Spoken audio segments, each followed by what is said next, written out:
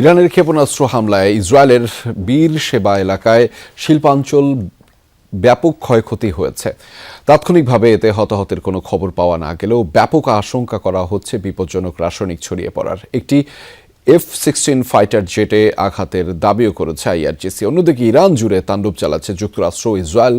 প্রাণহানির শিকার কমপক্ষে 8 জন। আবারও যৌথ বাহিনীর টার্গেট খুজেস্তানের পানি শোধনাগার। তেহরানে হামলার নতুন ওয়েভের কথা জানিয়েছে তেল আবিব।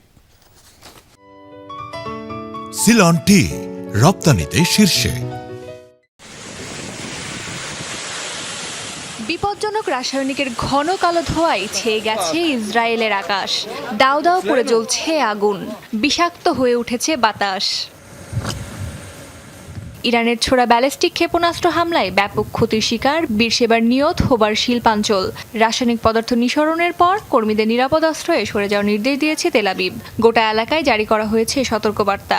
বাসিন্দাদের থাকতে বলা হয়েছে ঘরে। ইসরায়েলের হাইফা সামরিক ঘাঁটিতে টার্গেট করা হয়েছে ইলেকট্রনিক ওয়ারফেয়ার ও রাডার সেন্টার।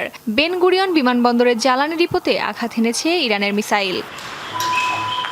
ক্ষেপণাস্ত্র ছুড়ে যুক্তরাষ্ট্রের একটি MQ-9 ড্রোন ভূপাতিত করার দাবি করেছে আইআরজিসি। আঘাত হেনেছে F-16 ফাইটার জেটেও। তেহরান বিশ্ববিদ্যালয়ে হামলার প্রতিশোধে পশ্চিম এশিয়ার অবস্থানরত যুক্তরাষ্ট্র ইসরায়েলের বিশ্ববিদ্যালয়গুলোতে হামলার হুমকি দিয়েছে আইআরজিসি। শিক্ষার্থী ও কর্মীদের সরে যেতে দেওয়া হয়েছে সতর্কবার্তা। বাহরাইন ও সংযুক্ত আরব আমিরাতে অ্যালুমিনিয়াম উৎপাদন স্থাপনায় হামলা চালিয়েছে আইআরজিসি। কুয়েত বিমানবন্দরে তেহরানের মিসাইলে ক্ষতিগ্রস্ত জ্বালানি ট্যাঙ্কার ও রাডার ব্যবস্থা। অন্যদিকে ইরানের ছোড়া ড্রোন ভূপাতিতের দাবি করেছে সৌদি আরব, কুয়েত ও সংযুক্ত আরব আমিরাত। তেহরানের দফায় দফায় বিস্ফোরণ।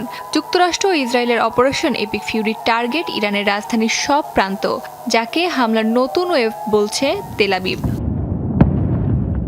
শহর জুড়ে যৌথ বাহিনীর ফাইটার জেটের তৎপরতা। ব্যালিস্টিক মিসাইল সহ অস্ত্র তৈরির কারখানা, আকাশ প্রতিরক্ষা ব্যবস্থা এবং বেশ কয়েকটি মোবাইল কমান্ড সেন্টার ধ্বংসের দাবি শত্রুপক্ষের।